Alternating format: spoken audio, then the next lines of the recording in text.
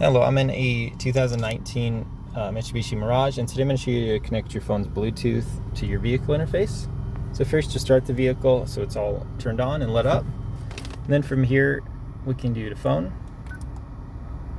And then here, there's paired devices, new devices. There's a limited number of phones you can have stored, so you might need to delete one first before adding a new one. So we can check in there too. So there's 4 here, and if we needed to delete one, let's say we delete this last one. Do you want to delete? Okay.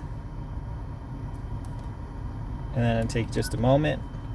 So we've cleared out one phone, so now we can add a new device. And now from your phone, make sure you've got Bluetooth on, which is that symbol.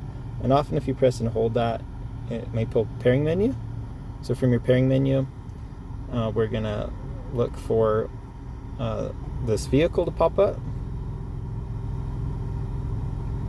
Sometimes it might take a few minutes or a few tries. Might have to restart the car or vehicle, but usually it comes up first try. So there's Mitsubishi Motors. So then it's got these random numbers which do match what it generated on the car. And you can also sync up your messages, phone books, things like that if you'd like. Just make it easier for taking calls while you drive. So we'll pair. And it says we're successful. So there's my phone listed. So now you can take calls, listen to music, things like that. Especially newer models, often you can sync up maps and navigation as well.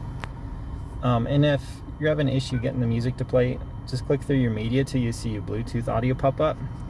And then make sure it's playing from your device as well as the volume's on.